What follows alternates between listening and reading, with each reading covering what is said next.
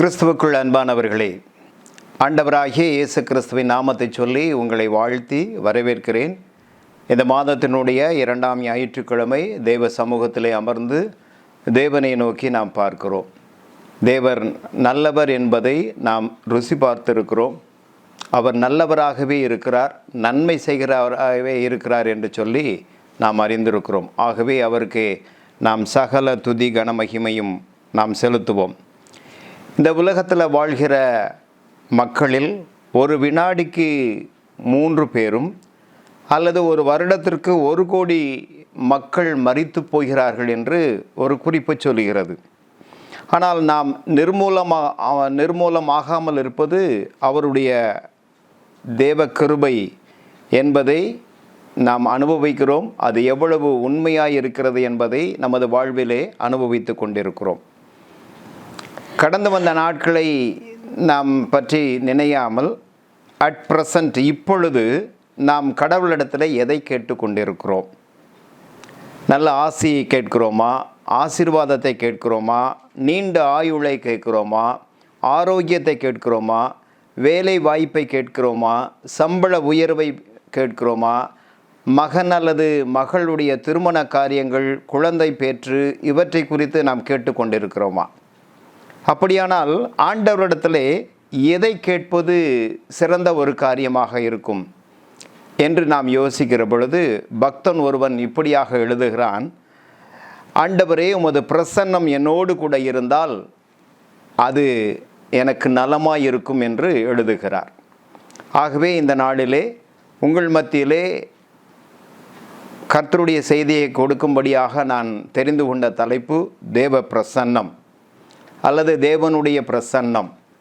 அதற்கு நான் ஆதாரமாக எடுத்திருக்கிற வேத பகுதி மத்தேயு 18ஆம் அதிகாரம் 20ஆம் வசனத்தை வாசிக்கின்ற பொழுது, ஏனெனில் 2 பேராவது 3 பேராவது என் நாமத்தினாலே எங்கே கூடியிருக்கிறீர்களோ அங்கே அவர்கள் நடுவிலே இருக்கிறேன் என்றார். 2 பேர் அல்லது 3 பேர் கூடுகின்ற இடத்திலே தேவன் பிரசன்னமாக இருக்கிறார். அவர் வந்து நமக்கு முன்பாக இருக்கிறார் அல்லது நம்மோடு கூட இருக்கிறார். தேவ பிரசன்னம் நம்மோடு கூட இருக்கிறது. அந்த தேவ பிரசன்னத்தை நாம் அறிந்து கொள்ளும்படி தான் இந்த நாளிலே நாம் சிந்திக்கும்படி அழைக்கப்பட்டிருக்கிறோம். தாவீது அரசன் உரியாவின் மனைவியாகிய பத்சேபாளிடத்திலே அவன் பாவம் செய்த பொழுது அவன் வருந்தி அந்த பாவத்தை உணர்ந்து அந்த பாவத்தின் அகோரத்தை அறிந்தவனாக அவன் வருந்தி என்ன செய்கிறான்? சங்கீதத்தை பாடுகிறான். சங்கீதம் 51:11 ஆண்டவரே, என்னை உம்முடைய சமூகத்திலிருந்து தள்ளி விடாதேயும் என்று சொல்லி, உம்முடைய பிரசன்னத்திலிருந்து என்னை எடுத்து விடாதீங்க, உமது பிரசன்னத்தில் இருந்து என்னை தள்ளி விடாதீங்க என்று சொல்லி அவன் பாடுவதை நாம் பார்க்கிறோம். யோனா ஆண்டவர் தனக்கு கொடுத்த கட்டளைக்கு கீழ்ப்படியாமல் அவன் வேறு இடத்திற்கு தப்பித்து ஓடுகிறான்.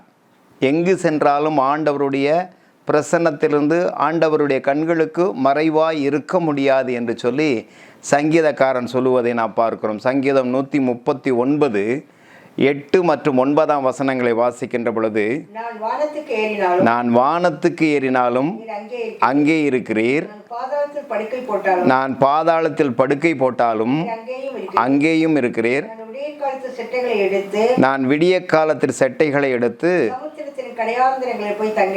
சமுத்திரத்தின் கடையாந்தரங்களில் போய் தங்கினாலும் அங்கேயும் இருக்கிறீர். ஆக நான் எங்கே போனாலும் அங்கே இருக்கிறீர்.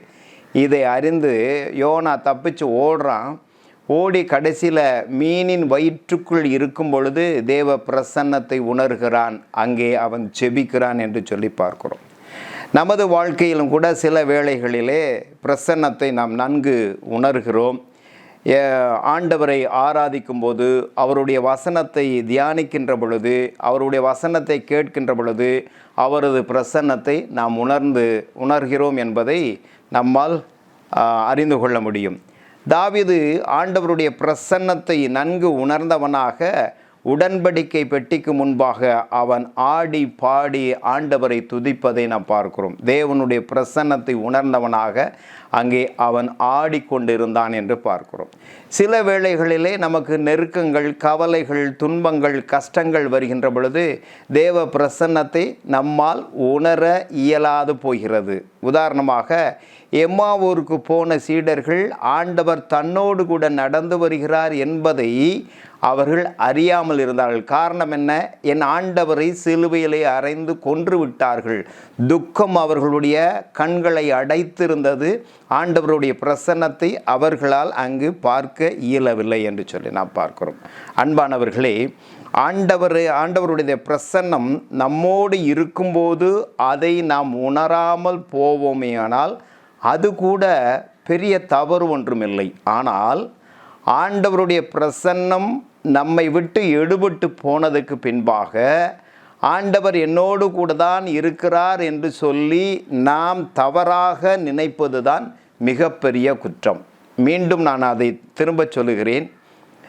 ஆண்டவருடைய பிரசன்னம் நம்மோடு கூட இருக்கிறது என்பதை நாம் அறியாமல் இருப்பது கூட பெரிய தவறு ஒன்றுமில்லை.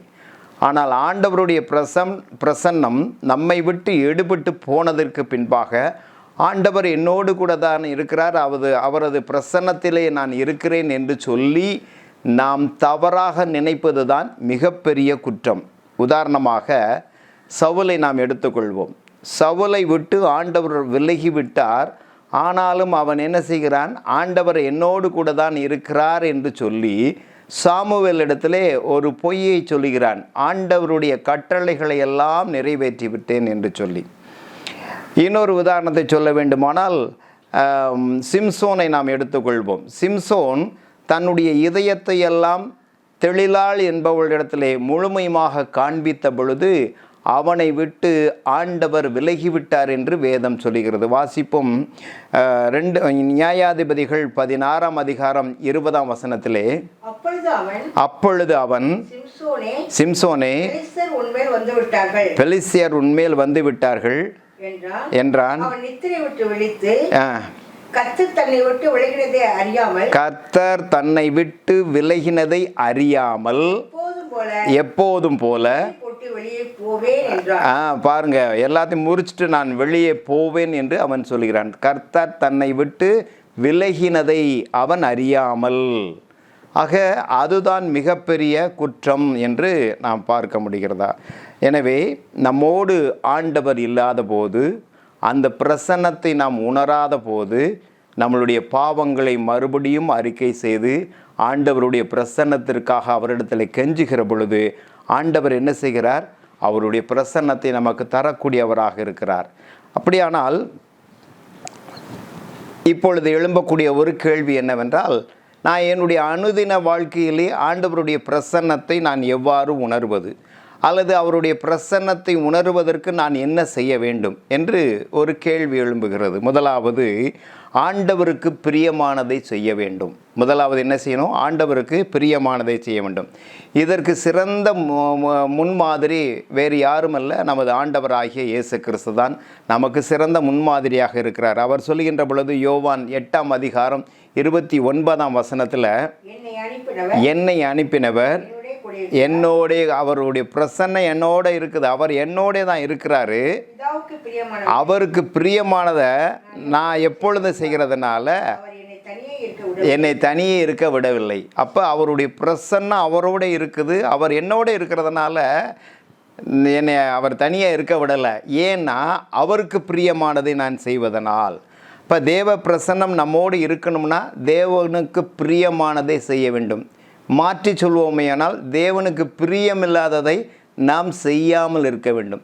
சவுலை விட்டு ஆண்டவர் ஏன் அவரது பிரசன்னத்தை எடுத்து விட்டார் என்று சொன்னால், அமலேக்கியரோடு போரிட்டு அந்த போரிலே அந்த அமலேக்கியருடைய ஆண்கள், பெண்கள் மற்றும் ஆடு மாடுகள் எல்லாவற்றையும் சங்கரிக்க வேண்டும் என்று ஆண்டவர் கட்டளையிடுகின்றார். ஆனால் அவன் செய்தது என்ன?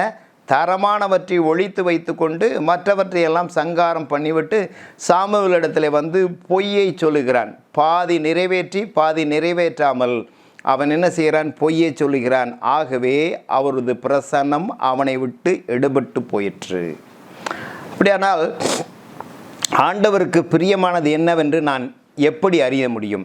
அல்லது பிரியமானது என்ன என்றால், நம்மளுடைய நடக்கை, நம்மளுடைய நடை உடை பாவனைகள், நமது வாயின் வார்த்தைகள், பேச்சுக்கள் தேவனுக்கு பிரியமாக இருக்க வேண்டும். ஆகவே தான் வேதம் சொல்கிறது, என் வாயின் வார்த்தைகளும் என் இருதயத்தின் தியானமும் உமது சமூகத்திலே எப்போதும் பிரீதியாய் இருக்கட்டும், எப்பொழுதுமே அது உமக்கு பிரியமானதாக இருக்கட்டும் என்று சொல்லி அங்கே சொல்வதை பார்க்கும். இன்னும் சொல்ல போனால், நாம் வசிக்கின்ற வீடுகள், நாம் நடக்கும் வீதிகள், நாம் பணிபுரிகின்ற இடங்கள், பழகும் சமுதாயங்கள், இவைகள் எல்லாவற்றிலும் இவற்றை கடைப்பிடிப்பது மிக அவசியமானது. தேவ பிரசன்னத்தினால் எல்லாவற்றையும் செய்வது அவசியமானது. இரண்டாவது, தேவ பிரசன்னத்தை உணர வேண்டுமானால் மனதிற்குள் வைத்து ஆண்டவருடைய வசனத்தை தியானம் செய்ய வேண்டும். சங்கீதக்காரன் சொல்கின்ற பொழுது, சங்கீதம் 16:6 கர்த்தரை எப்பொழுதும் எனக்கு முன்பாக வைத்திருக்கிறேன் என்று சொல்கிறான். அவனுடைய அனுபவம் மிக ஒரு அற்புதமான ஒரு அனுபவம். ஏனென்றால், ஒரு குழந்தையை வைத்திருக்கிற ஒரு தாய் தன்னுடைய குழந்தையை விட்டுவிட்டு அலுவல் நிமித்தமாக அல்லது அவசர காரியமாக வெளியே செல்கிறாள் என்றால், அவளுடைய எண்ணமெல்லாம் அந்த குழந்தையை பற்றியே இருக்கும். ஐயோ, என் குழந்தை என்ன செய்து கொண்டு இருக்கிறானோ, தூங்கி கொண்டு இருக்கிறானா, அழுகிறானா, அவன் சாப்பிட்டானா என்ற ஒரு எண்ணம் அந்த குழந்தையை சுற்றியே இருப்பது போல தாவீது சொல்கிறார். சங்கீதம் 119:11 உமக்கு விரோதமாக பாவம் செய்யாதபடிக்கு உமது வசனத்தை என் இருதயத்தில் வைத்தேன். ஸோ என்னுடைய இருதயத்தில் உமது வசனம் இருக்குது, அதனால் நான் அதை தியானித்து கொண்டே இருப்பதனால், உமது பிரசன்னம் என்னோடு இருப்பதனால் நான் என்ன செய்ய முடியவில்லை? பாவம் செய்வதில்லை என்று அங்கே அவர் சொல்வதை பார்க்கிறோம். அவரது பிரசன்னம், அவருடைய வசனத்தை தியானிப்பது. இன்னும் ஒரு ப்ராக்டிக்கல் அனுபவத்தை நான் சொல்லணும்னு சொன்னால், இன்றைக்கு நான் வேதம் வாசித்த பகுதி என்ன, அந்த பகுதியில் ஏதாவது ஒரு வசனத்தையாவது என்னால் மனப்பாடமாக சொல்ல முடியுதா? அந்த பகுதி எனக்கு இன்றைக்கி காலையில் சொன்ன செய்தி என்ன, அதை என்னுடைய வாழ்க்கையில் நான் கடைப்பிடிக்கிறேனா, அபியாசப்படுத்துகிறேனா என்பது தான் அவரை பற்றியதான தியானமாக இருக்க முடியும். ஆகவே இந்த உலகத்தில் பிசாசின் சோதனையிலிருந்து நாம் விலகி ஓடணும்னா, அதுக்கு தப்பித்து கொள்ளணும்னா ஆண்டவருடைய வார்த்தையை நம்ம தியானிக்கணும். ஆகவே தான் சங்கீதம் 1:1 வேதம் சொல்கிறது, கர்த்தருடைய வேதத்தில் பிரியமாக இருந்து இரவும் பகலும் தியானமாக இருக்கிற மனுஷன் பாக்கியவான். ஆக தேவனுடைய பிரசன்னத்தை உணரணும்னா அவருடைய வசனத்தை தியானிக்கணும். இயேசு கிறிஸ்துவிட்ட பிசாசு சோதிக்கும்போது ஆண்டவர் சொன்ன வார்த்தை என்ன? வேதத்தில் இப்படி எழுதியிருக்கிறதே என்று சொல்லி அவனை மேற்கொண்டார் என்று பார்க்கிறோம். ஆக வேத வசனத்தை தியானிப்பது மிக முக்கியமானது. மூன்றாவது காரியம், ஜெபத்தின் மூலமாக தேவனுடைய பிரசன்னத்தை உணர முடியும். ஜெபம் என்பது என்ன? ஆண்டவரோடு பேசக்கூடிய ஒரு காரியம். இப்போ ஆண்டவர் நம்மோடு நாம் பேசுவதை அவர் கேட்கிறார். அதற்கு பதிலாக வேதத்தின் வழியாக நம்மோடு அவர் பதில் கொடுக்கிறார். ஒரு சுகவீனமாக இருக்கிற வியாதியிலே படுத்து கிடந்த ஒருவரை அவருடைய நண்பர் சந்திக்கும்படி போகிறார். அப்படி அவர் போகின்ற பொழுது அவருடைய வீட்டு வாசலிலே போன உடனே தனக்கு முன்பாக யாரோ ஒருவர் வந்து போயிருக்கிறார் என்பதை உணர்கிறார். சென்று அந்த வியாதியின் படுக்கையில் இருப்பவரை பார்த்து நலம் விசாரித்து விட்டு, எனக்கு முன்பாக யார் வந்து சென்றார், யாருக்காக இந்த நாற்காலி போடப்பட்டிருக்கிறது என்று கேட்கிறார். அப்படியானால் அந்த படுக்கைக்கு அருகே ஒரு காலியான நாற்காலி ஒன்று இருக்கிறது. அப்பொழுது அந்த வியாதிக்காரர் சொன்னார், யாரும் வந்து போகவில்லை, நான் எப்பொழுதெல்லாம் ஜெபிக்கிறேனோ அப்பொழுதெல்லாம் எனக்கு தூக்கமும் கொட்டாவியுமாக வந்துவிடும். ஆகவே நான் தூங்கி விடுவேன். இது எனக்கு மிகப்பெரிய ஒரு பிரச்சனையாக இருந்தது. ஆகவே என்னுடைய பாஸ்டர் இடத்துல நான் போய் சொன்ன பொழுது அவர் சொன்ன ஒரு வார்த்தை, நீங்கள் எப்பொழுதெல்லாம் ஜெபிக்கிறீர்களோ அப்பொழுது உங்களுக்கு முன்பாக ஒரு நாற்காலி ஒன்றை போட்டுவிட்டு அதில் இயேசு கிறிஸ்து இருப்பதாக கற்பனை செய்து கொண்டு அவரோடு பேசுவதாக நீங்கள் தொடர்ந்து ஜெபியுங்கள் என்று சொன்னார். அந்த நாளிலிருந்து இந்த நாள் வரை நான் அந்த நாற்காலியை போட்டு கொண்டுதான் நான் ஜெபித்து கொண்டிருக்கிறேன் என்று சொல்லி. இதை கேட்ட உடனே அவருக்கு மிக ஆச்சரியமாக இருந்தது. அவரும் நலம் விசாரித்து விட்டு வீட்டுக்கு சென்று விட்டார். பல நாட்கள் கழித்து மீண்டுமாக அந்த நண்பரை பார்க்க சென்ற பொழுது அங்கே அவருடைய மகள் சொன்ன வார்த்தை, என்னுடைய தகப்பனார் மரித்து போனார், அது கிட்டத்தட்ட ஒரு 2-3 நாட்களுக்கு மேலாகிறது. ஆனால் எனக்கு ஒரு காரியம் மட்டும் புரியவில்லை அங்கிள், அது என்னவென்று நீங்கள் சொல்லுங்கள் என்று அந்த நபரிடத்தில் கேட்டாள். என்னவென்றால், என் தகப்பனார் மரிக்கும் பொழுது அந்த நாற்காலியை இரு கரங்களினால் பற்றி கொண்டிருந்தார், அது ஏன் என்று எனக்கு தெரியவில்லை என்று சொன்னாள். அன்பானவர்களே, இந்த வார்த்தையை கேட்கிற உங்களுக்கு அது புரியும் என்று நான் நினைக்கிறேன். ஜெபம் எவ்வளவு முக்கியமானது. அவன் மரிக்கின்ற தருவாயிலே ஆண்டவர் இறுக பற்றி கொண்டு அவன் மரித்தார் என்று நாம் பார்க்கிறோம். ஆக மரணம் வரை ஜெபிப்பது மிக அவசியமானது. 4வது காரியம், ஆண்டவரை துதிப்பது. ஆண்டவருடைய பிரசன்னத்தை நாம் உணர வேண்டுமானால் அவரை நிச்சயமாக துதிக்க வேண்டும். ஏனென்றால் வேதம் சொல்கிறது, இஸ்ரவேலின் துதிகளுக்குள் வாசம் பண்ணுகிற தேவன், துதிகளில் பிரியப்படுகிற தேவன் என்று சொல்லி. அன்பானவர்களே, எரிகோ மதில் எதனால் இடிந்து விழுந்தது? அவர்கள் துதித்து பாடி ஆர்ப்பரித்து சுற்றி வந்தார்கள். ஆகவே அது இடிந்து விழுந்தது என்று சொல்லி பார்க்கிறோம். 2 நாளாகமம் 16ஆம் வசனம் 16ஆம் அதிகாரம் 9ஆம் வசனம் என்ன சொல்கிறது என்றால், தம்மை பற்றி உத்தம இருதயத்தோடு இருக்கிறவர்களுக்கு தம்முடைய வல்லமை விளங்கும்படி கர்த்தருடைய கண்கள் பூமி எங்கும் உலாவிக் கொண்டிருக்கிறது. அவர் இந்த விஷயத்தில் மதி இல்லாதவராய் இருந்து போதும். ஆக அவருடைய கண்கள் நம்ம பூமி எங்கு உலாவி கொண்டே இருக்குது. யாரெல்லாம் என்னை தேடுறாங்களோ அவங்கள்கிட்ட நான் போய் இருக்கணும்னு சொல்லி ஆண்டவர் பிரியப்படுகிறார். இப்போ தேவனுடைய பிரசன்னத்தை அளவில்லாமல் உணர வேண்டுமானால் துதித்து கொண்டே இருக்க வேண்டும். அவரது துதி எப்போதும் என் நாவில் இருக்கும் என்று சங்கீதக்காரன் சொல்கிறான். துதிகளின் மத்தியில் வாசம் பண்ணுகிறார். துதிக்க துதிக்க கிருபை பெருகும் என்று சொல்லி வேதம் சொல்கிறது. துதிகளில் பயப்படுகிறவர் தேவன். எங்கே துதிக்கிறார்களோ அங்கே அவர் வருவார் என்பதில் சந்தேகமில்லை. ஆகவேதான் ஆரம்பத்தில் நான் சொன்ன பொழுது 2 பேர் 3 பேர் கூடி துதிக்கின்ற இடத்திலே நான் இருப்பேன் என்று சொன்ன தேவன். ஆக துதிப்பது மிக அவசியமானது. தேவ பிரசன்னத்தை உணர வேண்டுமானால் முதலாவது நாம் செய்ய வேண்டிய காரியம் என்னவென்றால், அவருக்கு பிரியமானதை செய்ய வேண்டும். 2வது, மனதிலே அவருடைய வசனத்தை தியானித்து கொண்டிருக்க வேண்டும். 3வது, ஜெபிக்க வேண்டும். 4வது, துதித்து கொண்டே இருக்க வேண்டும். அப்பொழுது தேவ பிரசன்னம் நம்மை நிரப்பும் என்பதிலே சந்தேகமில்லை. ஜெபம் செய்வோம். நல்ல தகப்பனே, அருமையான வேளைக்காய் ஸ்தோத்திரம். மனமகிழ்ச்சியான இந்த நாளிலே காலை பொழுதிலே உம்முடைய சமூகத்தில் அமர்ந்து உம்மை துதிக்கும் பாக்கியம், உமது வார்த்தைகளை கேட்கும் பாக்கியம், தியானிக்கும் பாக்கியம் தந்தீர். அதற்காய் நன்றி. தேவ பிரசன்னத்தை நாங்கள் உணர்ந்திருக்கிறோம். தேவ பிரசன்னத்தை உணர்வதற்கு நாங்கள் என்னென்னவற்றை கடைப்பிடிக்க வேண்டும் என்று சொல்லி இந்த நாளிலே கற்றுக்கொண்டோம். அதற்காய் ஸ்தோத்திரம். இவற்றை செவிவழி கேட்டு மனதில் இருத்தி கொண்டு எங்கள் வாழ்வில் செயல்படுத்துவதற்கு எங்களுக்கு கிருபை பாராட்டும்.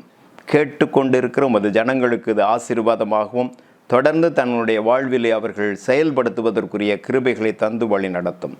ஆசீர்வதித்தருளும், பலப்படுத்தியருளும். மீட்பரும் இரட்சகருமாயிருக்கிற கிறிஸ்துவின் வழியாக வேண்டுகிறோம் நல்ல பிதாவே, ஆமென். கர்த்தர் தாமே இந்த காரியங்களை ஆசீர்வதிப்பாராக. ஆமென்.